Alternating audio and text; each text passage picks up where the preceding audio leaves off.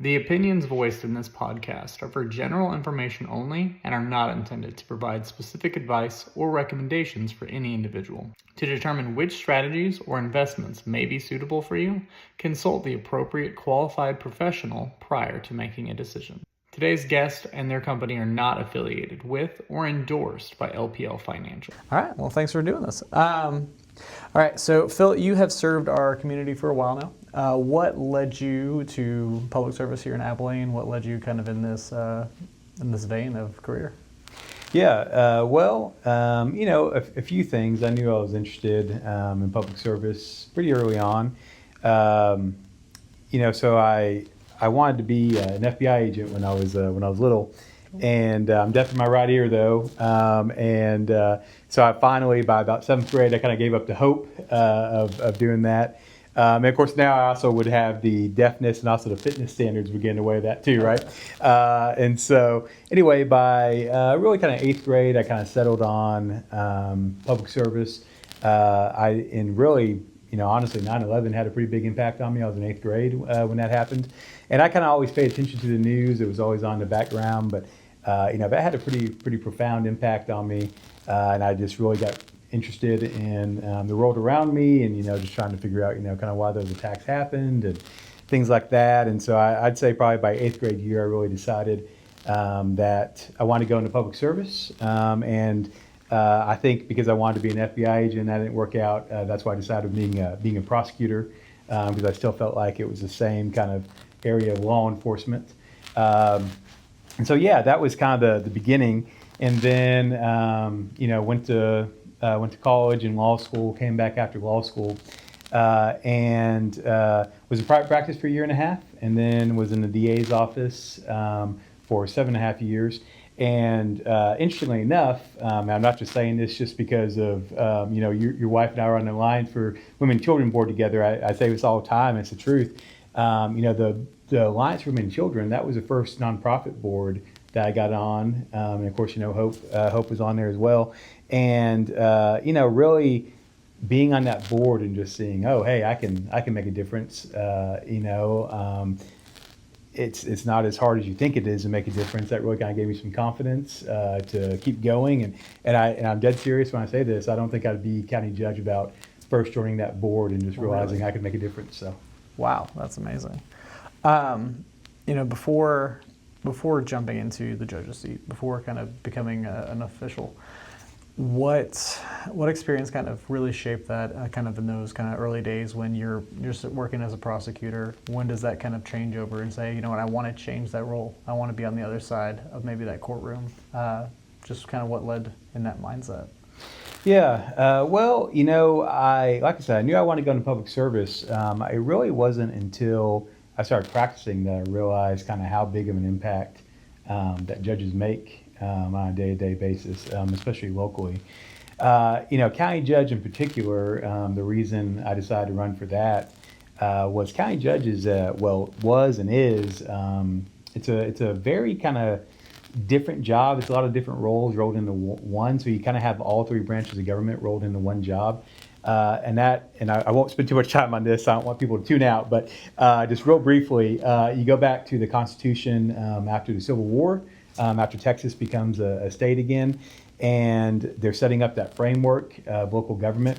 And in rural counties especially, and it's still this way, you didn't have a lot of lawyers, but you still needed justices of the peace, and you also needed a court of higher jurisdiction than them. And you also need kind of a local framework for government. And so county judge, you have the judicial functions. And so like when I took office, it was about 800 civil cases a year. Now it's closer to 900. And we talk about those in a second, but you had those judicial cases. The big counties have stripped out the judicial cases. So if you look at Harris County, Dallas County, Bexar, Tarrant, places like that, Travis, those county judges are strictly 1 to 5 votes on commissioner's court, preside over commissioner's court, and our presiding officer, and are basically kind of quote unquote mayor of the county. But in small counties and medium-sized counties, so Taylor County, Tom Green County, Midland, Ector, Wichita, places like that, you still have a lot of cases. So I have a lot of cases. So you have the judicial function, then you have your legislative function as well, because like I said, you're 1 of 5 votes on Commissioner's Court, which is basically city council for the county. And then you also have an executive role in the sense of really all 5 of you, the county judge and the commissioners, really are all kind of the chief executive of the county jointly. But the county judge does on a day-to-day basis, do their part to make sure that the policy of Commissioner's Court is being followed. And then, of course, you also have the role of Chief Emergency Response Officer, Chief Emergency Management Officer for counties. And now, of course, when you look at incorporated cities, so places like Abilene, Merkel, Tye, Buffalo Gap, Tuscola, etc., they have their own emergency management officers. And so really, if something happens within those city limits, I'm just going to check in with their elected official and then also check in with their emergency manager. But really, they're going to take care of a lot of their own stuff. We'll just help if we can, especially Abilene. But if it's in an unincorporated area of the county, it stops with you. The buck stops with you. So if we have a fire out there, if we have a tornado, a flood, and I have some help with that. A.D. Bush, Constable A.D. Bush, is my representative for that, even though I always go out personally to a fire that's gone on for a few hours, things like that. I also rely pretty heavily on Sheriff Bishop.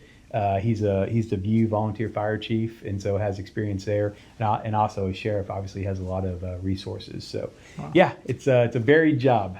Okay, so with that, I can see that on kind of a large picture, or maybe even a year of what that looks like. What does that look like in the day to day? What is your Mondays? What's going on in your Wednesdays? Just to help people better understand, just kind of as you're serving in the different capacities and how they kind of intersect, maybe.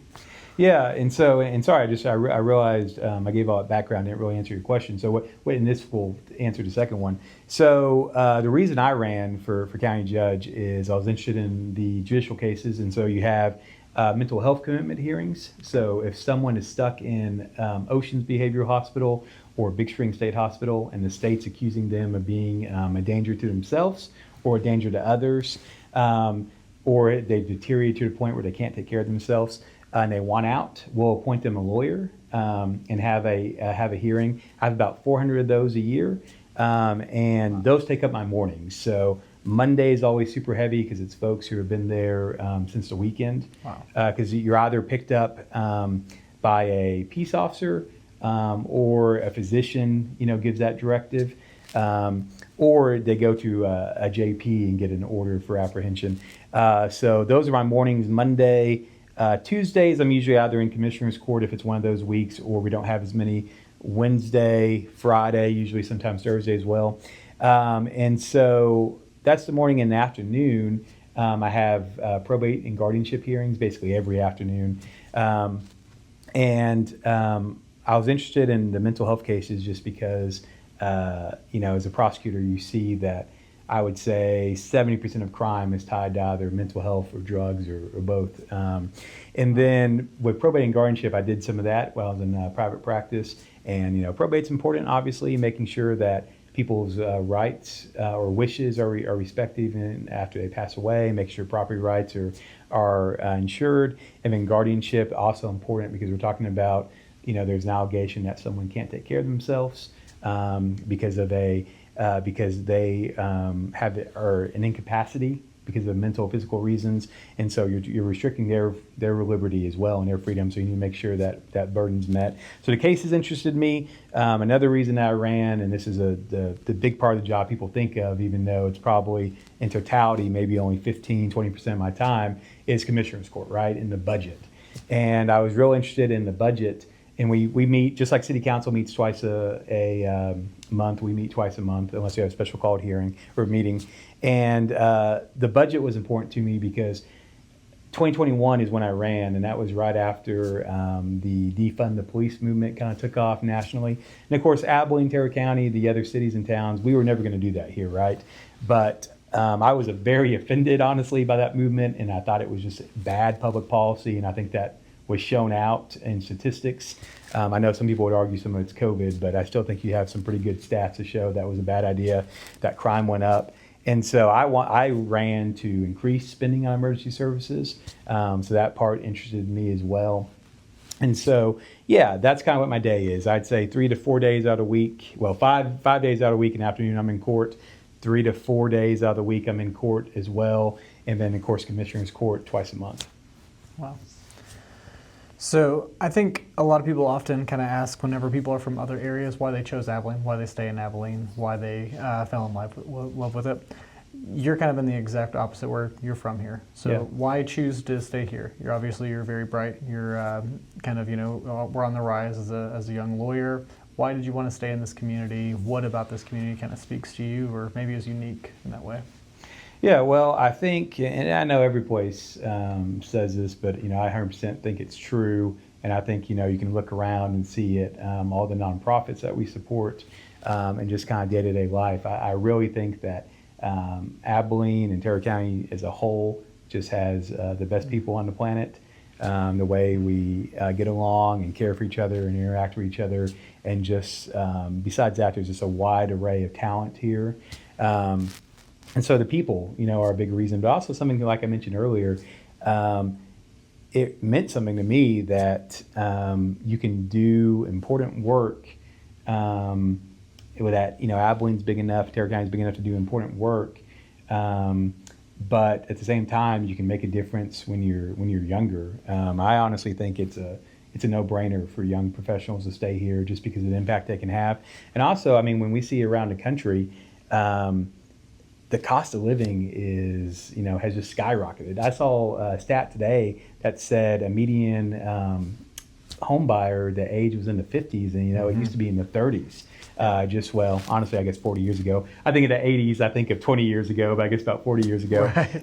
And so, I think as young professionals, it just makes sense to stay here because you're going to be able to get a home quicker, have the job you want quicker, and still have that quality of life. And of course, I say big enough to do important work. Obviously, there's important work in places of all sizes, but obviously, I feel like Abilene, Tarrant County is big enough to where you still have really interesting stuff and can kind of have a measurable impact, if that makes sense. What maybe trends have you seen kind of as Abilene's changed quite a bit? Obviously, in maybe the last 5-10 years or so, with you in a different capacity or a different viewpoint, how do you view things maybe about where Abilene's going, things, ways that you've seen that Abilene's changed, anything in those kind of realms? Yeah, I really think the sky's the limit in terms of growth, and there's pluses and minuses of that. One thing to keep in mind is that I think the secret has gone out for some of the reasons I talked about, that Abilene and Tarrant County as a whole is just the best place on the planet to live, work, and raise a family. And so the growth's coming, right? And you really can't stop it. You do need to make sure that you're doing as good of a job of planning it. And of course, Abilene has seen a lot of growth, but the county has seen a lot of growth. South Tarrant County, Buffalo Gap and Tuscola and the areas in between, the center of the county, really kind of southeast center. Potosi has seen a lot of growth, right on Abilene's doorsteps. And then also, though, it's spreading to even places like View in the middle of the county, the dead center of the county. And also, growth is starting to take place over in the western portion, which you didn't always see that. I heard the other day that Merkel is adding 400 houses. That's a lot for anywhere. Right. But that is a chunk for Merkel. And so they're seeing explosive growth as well. And so I say all that just to say, I think the growth, it can't be stopped anyway, and you just need to responsibly manage it. But I'll say personally, I don't want Abilene to turn into even Fort Worth, let alone Right. Dallas and Houston and Austin. And so I'm very focused on quality of life. And one thing that we do have some control over is sometimes it definitely makes sense to give incentives to get businesses here. And I say sometimes, a lot of times, the DCOA does incredible work. But, I do have my eye always on the fact that do we need an incentive, or are these people going to be here anyway? And that's when you give that incentive. And DCOA will tell you that as well. They're very focused on that as well, because they're not trying to give incentives for no reason. They're trying to give incentives to bring in, high-paying jobs and, bring in things that affect quality of life. Gotcha. So with growth inevitable, what can we do, or what are some concerns that you have about what's going to make your job more difficult as Well, just we grow as the same kind of maybe problems or things that we have going well for us are going to continue to multiply, if you will. Yeah. So, how does that make your day to day? Say we add 20, 30,000 people to the county, 100,000 people to the county. What does that look like? Is that a lot more cases for you that you're kind of seeing? Is that increasing, or how do you think about it?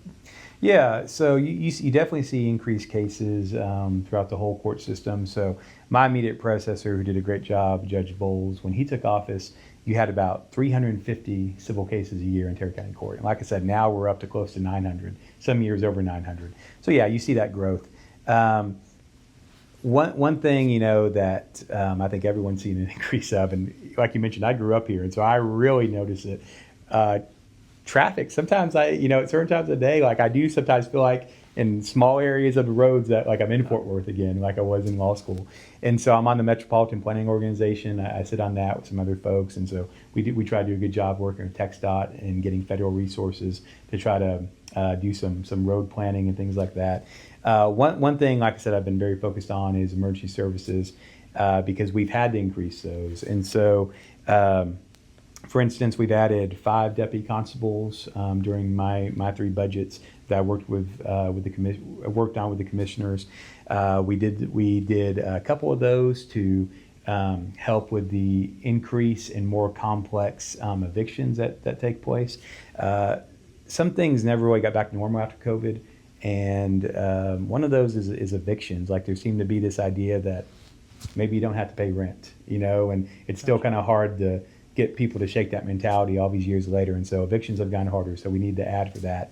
We also need to add some folks to them because they're process serving a paperwork for the court system. And also we did it to secure the Juvenile Justice Center. So a lot of people don't realize that you actually have 2 detention centers in Terra County. So you have the adult jail, and then you also have the Juvenile Detention Center that's with the probation department. And so we need some folks there. We added 5 deputy sheriffs, 2 to patrol, 1 as a school resource officer. And now, because of either school resource officers or marshals, we have coverage out in the county because, of course, we have AISD, which is a great school district, but you have other school districts in Dare County. You have Wiley ISD, you have Trent ISD, you have Merkel ISD. You have Jim Ned ISD, and of course you have some private school districts as well, which we don't concern ourselves with them, but we want to make sure we have protection in our schools. We also added a detective because if you have more patrol officers or deputies, you're going to have more cases for them to work on.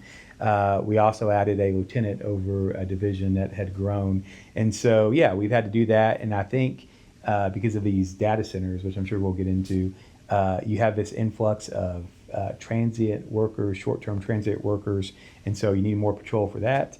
And I think we'll end up still adding more of those. Another thing that we added, Terra County EMS is a nonprofit EMS service, and we're lucky to have them. And in 2015, Merkel EMS shut down, and Terra County EMS was the sole EMS provider for the county, and so their calls jumped from about 900 a year to 1,800 a year. Wow. And the county increased their funding a little bit, but not a whole lot.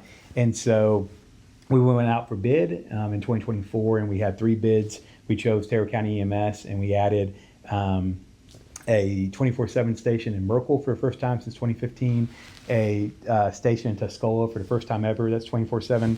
Wow. And then we kept the one in View, and that's cut response times by almost by half.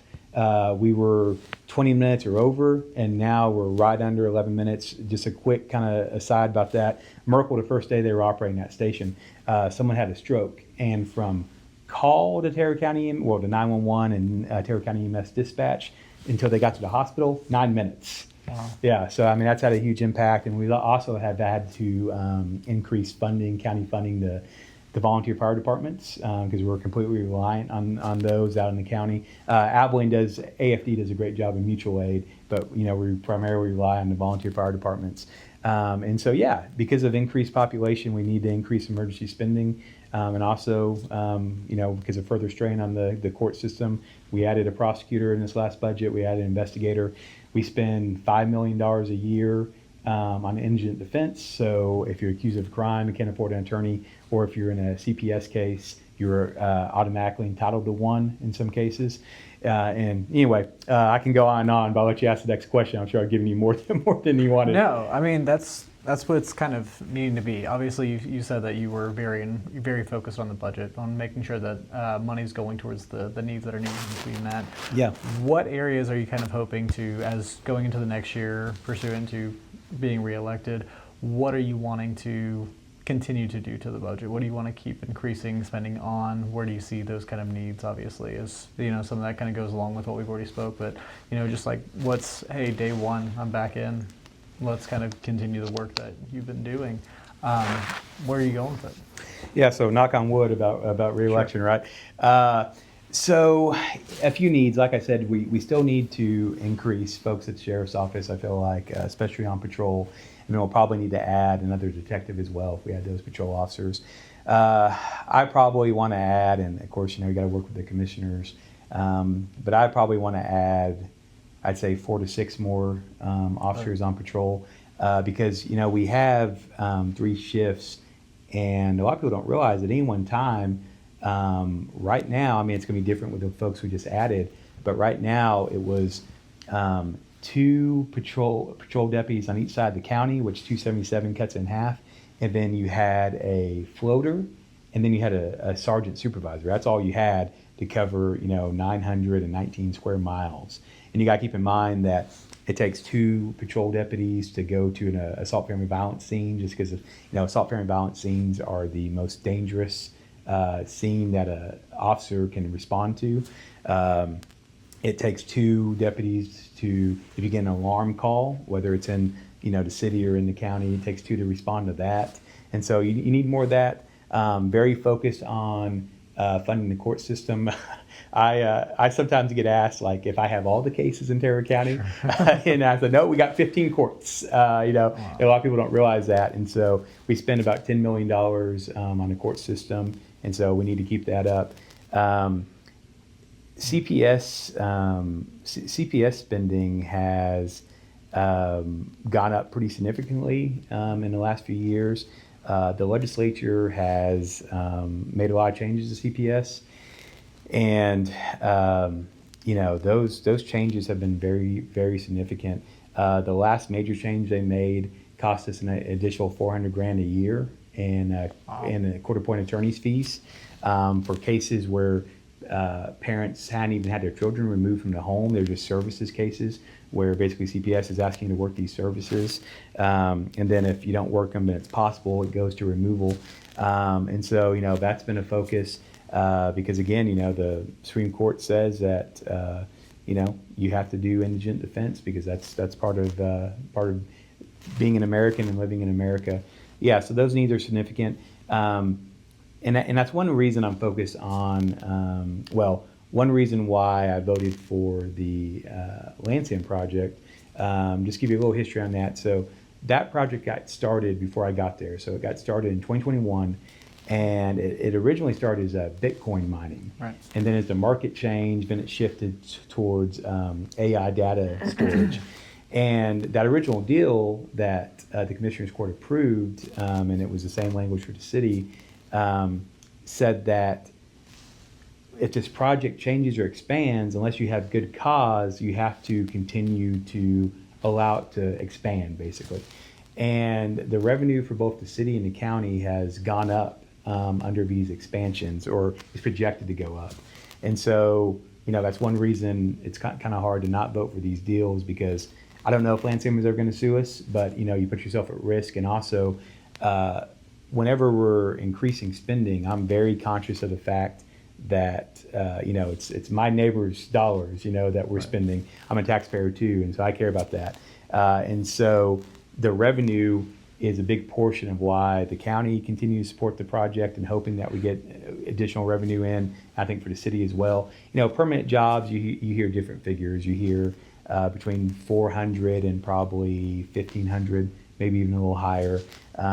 We'll see how many permanent jobs we get, but still, of course, 400 is a chunk for Right. Abilene and Tarrant County. They're high paying, but that revenue is very important. But with that revenue, comes challenges, and happy to talk about those. But I don't really know if you want to talk about those, or if you have another question. Or No, you can definitely kind of keep going on that. Obviously, it's all that everyone is wanting to talk about is the kind of revolution in Abilene with AI and the way that it's going to be changing the community. That's definitely on people's minds. It's just kind of, I think the deals certainly are usually where a lot of the conversations go. Just how beneficial this will actually be for the Abilene community versus maybe weighing the risks of kind of bringing in things that really haven't been before and are very new even to the industry. So, just kind of as you guys are in leadership positions, as you are seeing the deals, as you are understanding the way that Abilene will be affected by this, how are you thinking? Or what are you looking forward to, I guess, maybe? Yeah, so that's a situation where, kind of like I was talking about earlier, that even the DCLA will tell you that you don't want to give incentives unless you absolutely need to because it's a project you want. And when these projects, now on the news you're hearing about all these projects, right? Of course, when Abilene and Terra County did it, it was a newer market. And do keep in mind that in a lot of these places they're still giving incentives.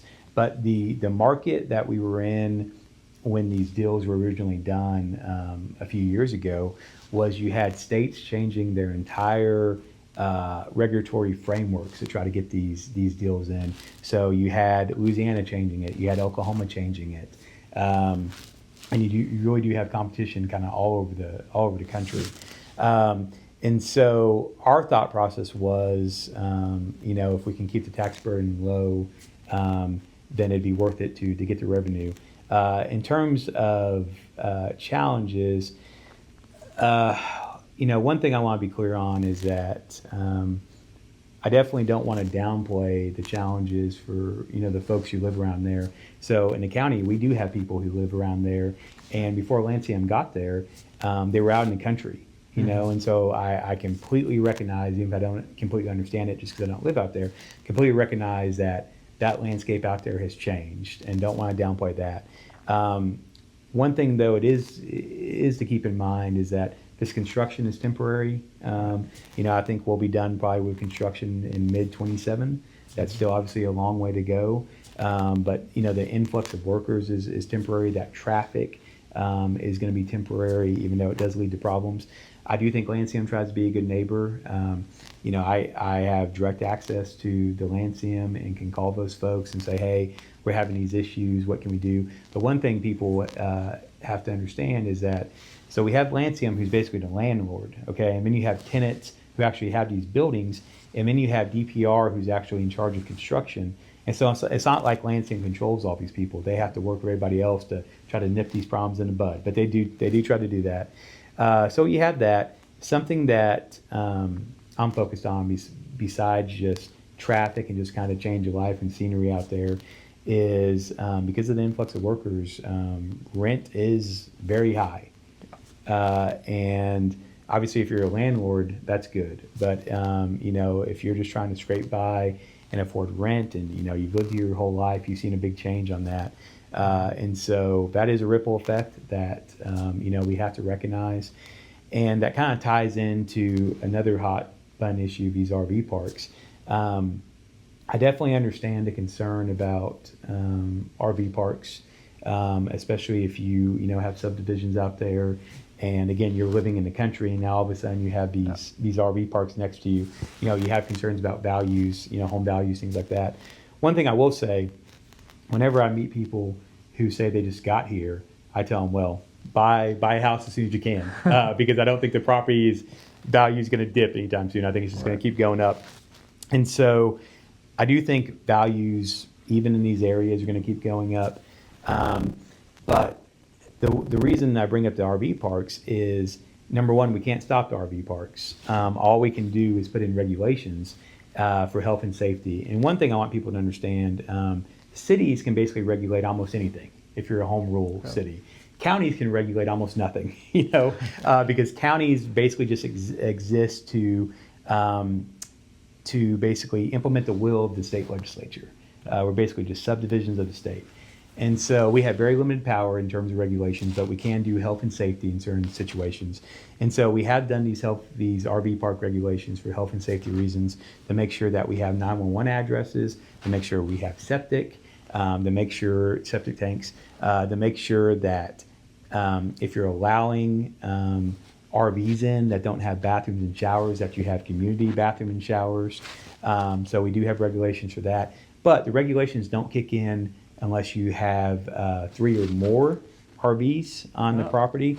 And that's a carve out that I was very focused on. And there was debate between 2 and 5, kind of where to put that line. Because, if you're a citizen of Taylor County that has a family member who's out here working, we want to make sure that you don't have regulations just because you're trying to house your family member. Or if you're just trying to make some money off of this influx, we want you to have that opportunity too. And so we're really just after the people who are in it for purely commercial motives. And whenever you see on the news that we're approving a plat, I think people think that we're giving them incentive like we did with the Lansing deal. And I understand why people think that. But these plats, you can ask these owners, these plats are not helping these owners, because for us to approve the plat, you have to go through all of our regulations. And so if anything, they're hurt by those, but we have responsibility to the people. And to bring it full circle, we can't stop the RV parks, but I'm actually to the point where I think RV parks can be good under the regulations, just because if we have a place for these workers to go and we can start driving down some of these rents because of, supply and demand and more supply, Sure. That's a good thing, I think, for residents who are renting. Gotcha. Great. One thing I do kind of want to shift on a personal basis of just, obviously you've mentioned just about how much leadership you have in the role that you're in. I mean, very much you were constantly making decisions for either those who are infirm or unable to make choices for themselves. You're making commissioner choices for, or helping to make choices for people within the entire county who, obviously have about 1,000 different ways that they think that things should be done. Yeah. How do you think about leadership and just your role and how you've had an effect on Abilene? The thing that honestly is my favorite thing to hear, because I think if I hear someone tell me it, it means I'm doing a good job, is if someone tells me like they think I'm a servant leader, that's what I'm after. I'm after servant leadership, because something that I keep in mind is, I think sometimes, and I don't mean anybody locally, but I think sometimes when you have elected officials, I think sometimes think they're their own boss, and that's just not the case. No, you work for the people who put you in office. And so I went from having one boss, the elected district attorney, to having almost 150,000 bosses, all the citizens of Taylor County. That's who I work for. That's who I report to. And I always remember that whenever someone wants to schedule a meeting or have a phone call or just drop by the office and talk if I'm not in court. Because, just like you'd make time for your boss, I make time for my bosses, or at least try to as much as I can. And so I want to make sure that, well, number one, I'm doing what's right. And again, this is more if we're talking about policy decisions. If we're talking about court cases, I'm just going to always follow the law. And sometimes, you have to figure out, if the law is not crystal clear, you have to figure out, legislative intent, what the best decision is. And so I'm always going to, serve justice in the law at that point. But yeah, if we're talking about policy decisions in Commissioner's Court, I'm focused on making sure that I'm listening to my bosses and I'm serving my bosses. And I think, one way I try to do that is I try to go to as many events as I can around the community. And I serve on quite a few nonprofit boards. And I do that because I want to be accessible to people, but also you kind of get a pulse of what the majority of people think, and that can help you kind of guide your decision. So that's important to me. And one thing, to be completely honest, that I rely on a lot is my faith. The older I get, the more I realize why I have faith, and why I think it's true and it's real. Just because the older you get, I feel like you just kind of realize some things, at least in my opinion, aren't coincidences. And so yeah, I try to show up, I try to listen, I try to be accessible, and yeah, and sometimes it's just kind of praying and hoping for wisdom. Usually, whenever I say a prayer, I say one of the same things every time, and that's that we have the courage of David and the wisdom of Solomon. And so because I think those two things are, if you have those two things, I think you can be a pretty good leader.